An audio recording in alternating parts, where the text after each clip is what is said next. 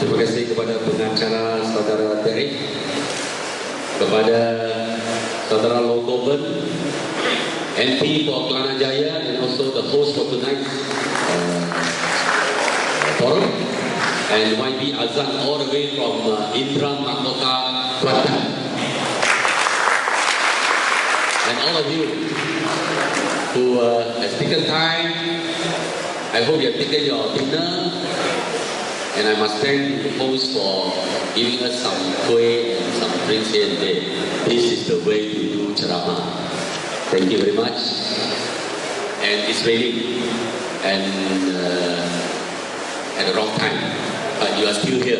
Can you guys give yourself a big applause? This is not easy to come at this kind of time. But anyway, we appreciate because we love to share. We want to share with all of you. Somebody just now asked me, when is the election? A few of you asked me, when is the election? I want to be honest. I'm also guessing. And your guess is as good as my guess. I think the so-called First Lady has not made up her mind. I think has not. Because the so-called First Lady has not made up the mind, and therefore the Abang also not make up the mind. Because the Abang listened to the so-called First Lady. I call her so-called First Lady because she's not the First Lady. The First Lady of this country is the Permaisuri Agong.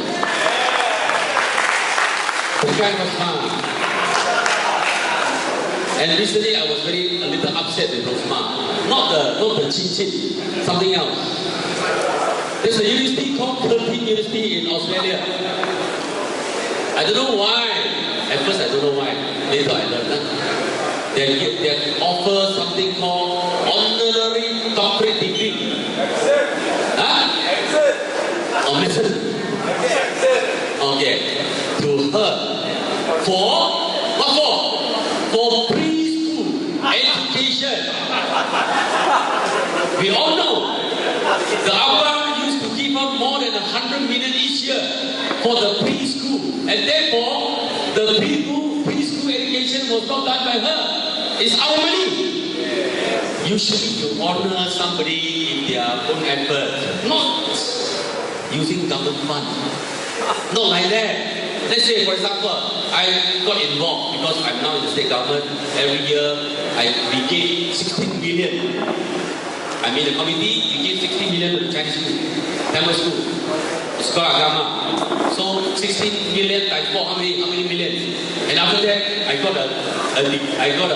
honored by Curtin University because I contributed a lot of money to the school. Can I do that? What a shame. But that's not very important. The important thing is this country is going to the dogs if we don't stop the rot. Do you agree? Yes. We somehow have to stop the rot because it's very hard to teach them or educate them. When I said them, I mean me and Amno.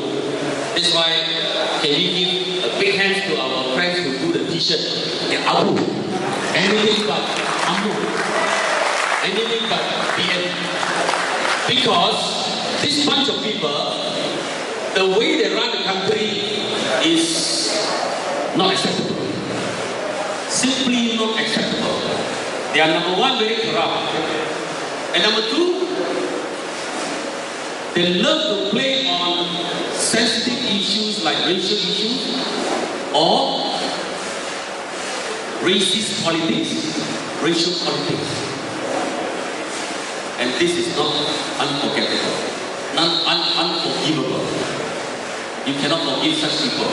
Because Malaysia is such a country, we all make up of all kinds of races. The stability, the harmony is of number one importance. Without the stability and harmony among the races, this country can go the way like some of the countries like Bosnia. So we have to be very careful. And we used to have May 13th. Of course, most of the people here, I notice, are senior citizens.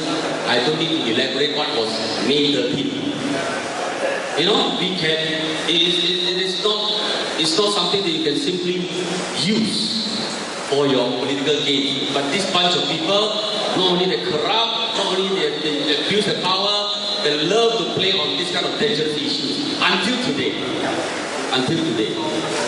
Any one of these issues can be disastrous to this country.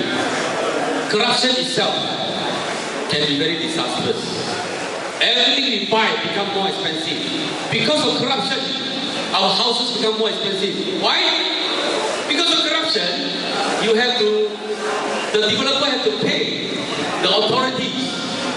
They have to pay this authority, that authority, under counter. But you know, as businessmen, they will usually add on to the cost. Am I right? They will not pay after a few millions to this pocket, that pocket, and the end they absorb the millions. No, they will put it on the price of the house. That's why corruption makes our houses more expensive. Everything else, actually. Everything else. And the way they do, like the recent cow one, I don't know what my assistants have helped to put out. I only want some pictures. Can you show some pictures? I like to start this up in a lighter note. This is actually a ceremony of Anugerah Project bernilai 250 juta kepada keluarga menteri. And the menteri here is who? Sharifah. Sharifah, this is scientist. Next. And this is actually the Muhyiddin, the then agricultural minister. He was the one who approved. During the Abdullah administration, he was there. Next. And then he did a press conference. Next. This is the Toko Penternak or Toko Peladang in Malaysia. Toko Peladang. You know what's that? How to call it? Toko. What's Toko Peladang? That is the father of, in this case the mother of the how to translate farmer. The mother cow. Whatever says the mother cow. This family. Next. Movement has nothing to do with it. And this is Marina Page. This is where we use our money, the 250 million. Okay, the 250 million, according to his own husband, they got this as a soft loan. 250 million, they only pay 2% interest. 2%. That means this Datuk Saleh, her husband and the family just have to keep the money in the bank and they'll make enough money. Because the bank easily pay you 3 to 4%. If it's a huge amount, they may be able to pay you 5%. Anybody who is a former banker will tell you, when you pay money, you don't follow the advertisement rate. Am I right? But this fellow got 2%. Even people like us, you know, can you have big hands for YB Mike? All the way from Kappa. And then Ahmad Bongsu, our nuclear scientist. Ahmad Bongsu. But this fellow very clever. They claim that the contract never say anything, so they make use of the money to buy 2 suits, 2 units in this bank, and each unit costs more than 10 million. I'm not sure it's $6 or Malaysian unit. Maybe YB Azam. We must thank Azam's party, PKR, Doctor's party also, and also Manika's party, PKR, for exposing the cow case scandal. We catch for them. Thank you. Not only that, they really know how to choose the good taste. I heard they also buy a nice bungalow in Bangsa. And then another nice apartment in somewhere near the Orchard Road. This is also near Orchard Road. There's another one. So they make use of the money for their own good. Next, do you have the chance to pay the credit card or not? This one. They also use part of the money to pay their credit cards of their family. All these are betul punya, bukan tipu punya. Sudah pergi balai polis. They already make police report. One more. This is unit in Bangsa. For what? Merenung. Yeah, one merenung. Very expensive. Therefore, what else? This is the Porsche Orchard Slots Residence. Very nice. Very nice. Good choice. What else?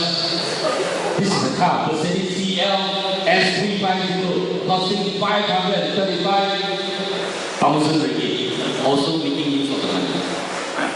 That's why I agree with Nazri. Nazri is the minister. He proposed that this family must return the 250 million to the government. Do that first. Then if you try to not that's a separate story, but must return the money. What else do we have? This is NFC. Okay, stop there. NFC. Do you know that the whole thing is actually a scam? The veterinary doctor who helped to bring the cows to our country all the way from Australia, he told me each cow weighs more than 250 kilograms when they were brought to Malaysia. It's not a small cow, a calf, and then slowly and feed and become a big cow. No, each one already 250 grams. And then they will factor it.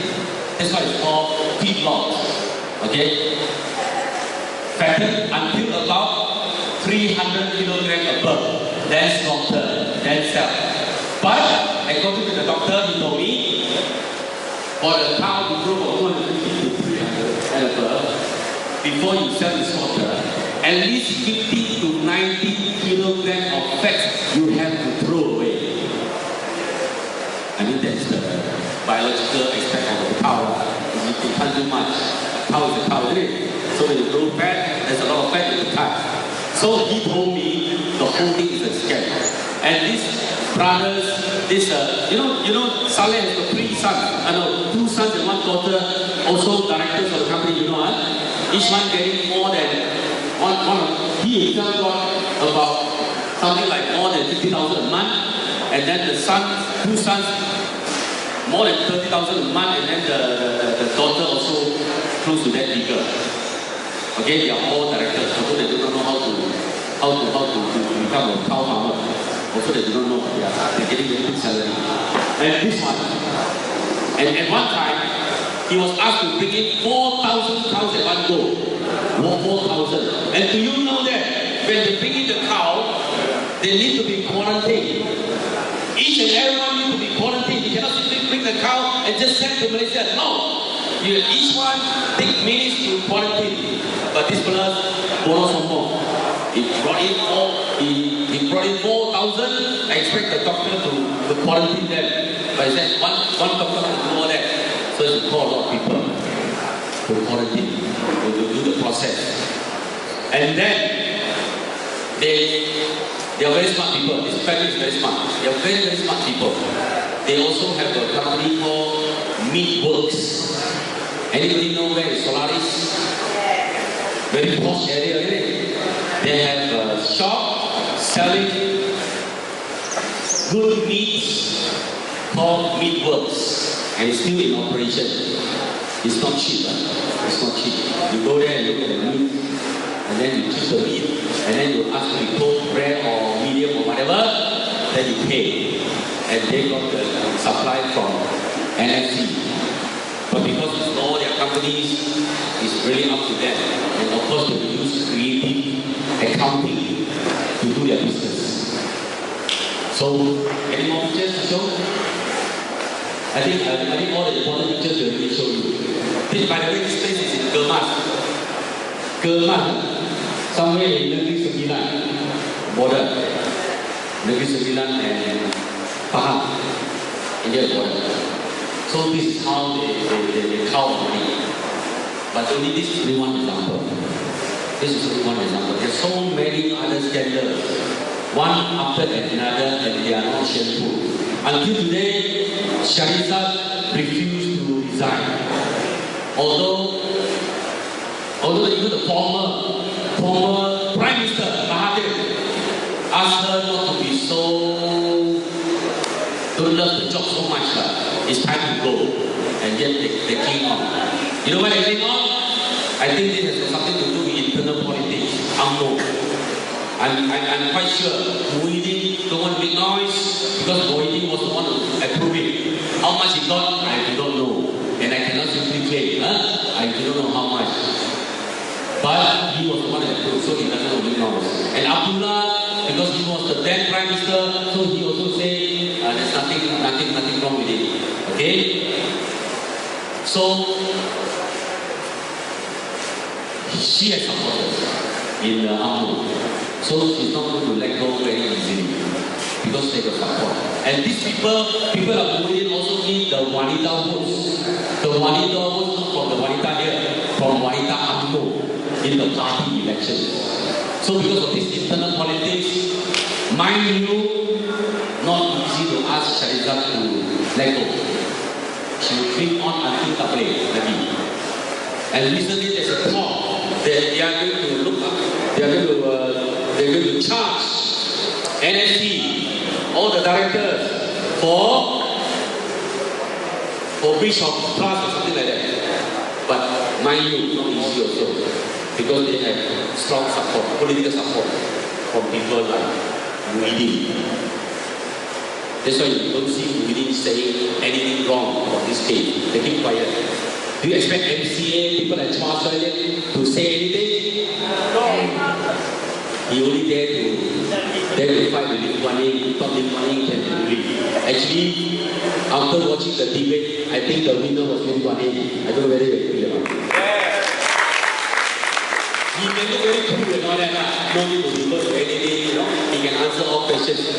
And he can ask all sorts of things, say all sorts of things, but most of the time, not factually incorrect. A lot of things. So, you don't expect the other Barisan national leaders to come in also. So they are all like that. MCA, you look at their history, very sad. All their former presidents or vice presidents, they were charged by Malaysian court, and one of them even went to Singapore. Pisung Bay, Tan Kun Suan. And then later on, now Ling Leong Seng, and then Chan Chong Choi, and then Chua Soy Ling himself involved in something very funny. You also know. So this bunch of jokers, you cannot depend on them to lead this country to a better one. So I have given up hope 31 years ago. 31 years ago, I joined PAP.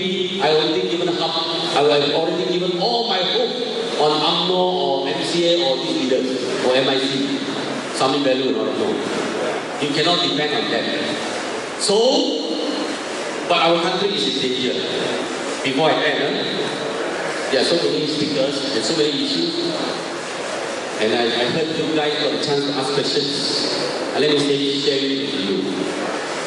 We are actually not very safe in the sense that financially we are already in trouble. Our leaders, our present batch of leaders, none of them are good in economics or running the country. They are not very good. And we are depending on a lot on the oil and gas, petroleum. And in recent years, we don't hear any news that we found new oil fields and things like that. So at the rate it's going, we can go bankrupt. Our minister, Jala, Idris Jala or Jala Idris? Jala Idris. Idris Jala, he is not pushing us. He mentioned 2019. And the rate is going, we can go bankrupt. Of course, he was saying on the pretext that Najib wanted him to remove the subsidy. To remove the subsidy. That's why he's talking like that. But later on, he's asked not to talk like that anymore. He must not talk about bankruptcy anymore. So now he stopped talking about bankrupt. And now not only they are not talking about bankrupt, they are also not talking about taking away the subsidy because they want to win elections. After winning elections, they will come back and tell you they will want to cut all the subsidy for food, for petrol, for everything, except subsidy for themselves, like the NFC. So we are not very safe in that sense. If we don't change, if we don't quickly change the government, we may be in big trouble. Because they really do not know how to run the country. They really do not know. They talk about MRT, but they haven't got the money. They haven't got the money to do the MRT. They talk about a lot of things, but they haven't got the money to do it. So, but at the same time, the credibility of the government becoming smaller and smaller because of the scandals, because of the money laundering that we found. A lot of politicians in this country, they under this and that. They send a lot of money out. How much? According to an institution in America, is as much as 8,888 billion, not million. That's horrible. That's a lot of money. And until today, the government has not actually answered that. They have not been able. Sorry, 888.8 billion. 888.8 billion. 888.8 billion. No answer for that. How much is 888.8 billion? You go back and calculate. It's very big. I just want to let you know the national budget this year is around 230 billion. 1 year of national budget is 230 billion. And nowadays, so how much is 888.8 billion? So credibility also going down, a lot of scandals, and don't know how to run the country. So we cannot wait for too long, ladies and gentlemen. Do you agree? You wait for too long, habis, someone every habis. And recently they started to sell a lot of properties. They started to dispose of the RRI rubber estates. They dispose of the Kudu jail. They dispose of the Merdeka Stadium. They dispose of the former naval base. Not naval, sorry. The air base in Sungai Besi. So whatever can sell, they sell. You know why they keep selling all these things? And even their cronies, they're trying to change the corporate companies, listed companies become unlisted. I think they are prepared to fly away from this country. Do you agree? Just in case it goes to Pakistan, they sell everything, then Pakistan left with nothing. Then Ryan left with nothing. That can happen. So before that happens, ladies and gentlemen, please cast your vote wisely. Please, it is very crucial this time. I know a lot of people, you also believe. If really gentlemanly do elections, they may lose to Pakistan if they don't cheat, if they don't play dirty. Am I right? But definitely they're going to resort to dirty tactics. Certainly, even the ineligible ink, maybe last minute they will pull out again, they will pull back again, just like what they did in 2004. So all these things can happen. Why? Because they cannot lose power. If they lose power, they lose a lot of money. So that's why they try to sell a lot of things, they try to tap out a lot of things. So that's going to happen. It is going to continue to happen because they have no confidence. Just how I say, Rosman not ready, and I actually believe it. Because all the reports, all the indicators we get, they may not be able to win Putrajaya. They may not be able to win. And this is a good news. Can we have a big round of applause? Possible, you know? Possible. That's why they did not have election last November. That was the best chance to lose it. And then they're supposed to do it March, also they can't, looks like they cannot do it. So no better time for them anymore. I think Malaysians have decided. I just went to Kuantan in Tingkat on Sunday. I think no less than 30,000 people were there. Chinese, Indians, Malays, young and old, ladies, a lot of young girls were there. Even the children were there. They all wanted for a change. So I personally looking forward to the gathering of green and yellow. Brazil is going to combine with Puja to teach Bangladesh a lesson. Are you ready? Are you ready? Thank you very much. Later on, when I become older, I come out to KL. I noticed that at that time there's an imbalance prosperity. Most of the cars were driven by the Chinese. Most of the Malays are Ahmad. That's why we call Ahmad the driver Ahmad. Not without reason. And nowadays, the imbalance is not so serious anymore. I think Saudara already Azan's car is bigger than mine. So the imbalance is no more there. Last time when you cling on to the bus, I used to take buses to work. You cling on to the bus, you look down, most of the cars were driven by, all the Mercedes and BMWs were driven by Chinese. But nowadays, a lot of our friends, Malays and all that, all other races, they are driving equally big cars, not smaller ones. Okay? So the imbalance is not there. And now, I dare to say it's very hard to find an extreme UMNO leader who's willing to die for the so-called Malay race. You name me one.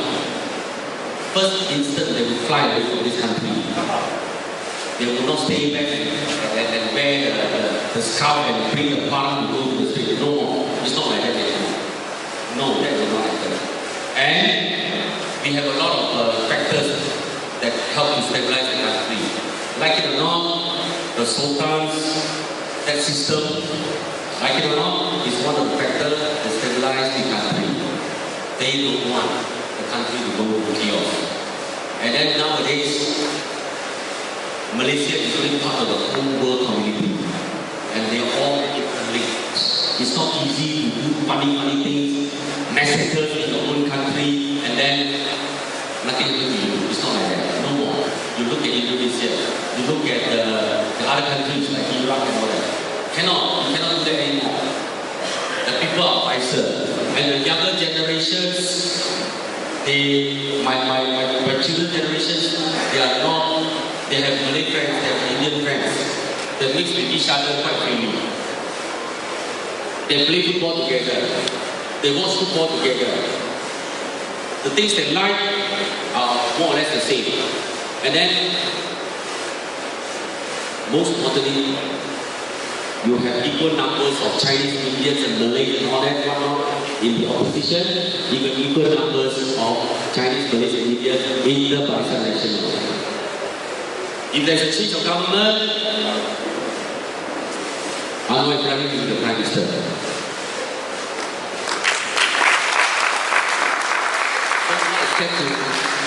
It's very difficult. I would say the extremists in this country are still there, but they are the smaller groups. People like Hassan Ali belong to the minority. People like Ibrahim Ali, the Professor Ali, they're all minorities. So the majority of the Malaysians, they are peace lovers. Okay? And then the Pakatan Rakyat, you can ask them, they can confirm with you.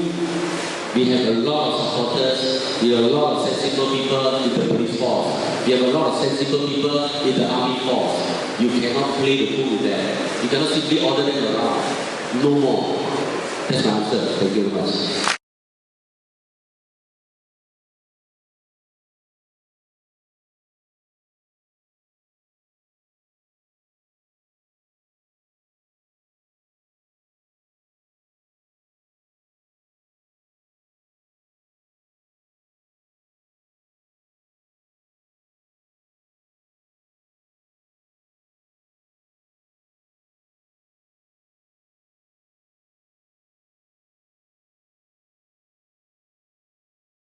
Thank you.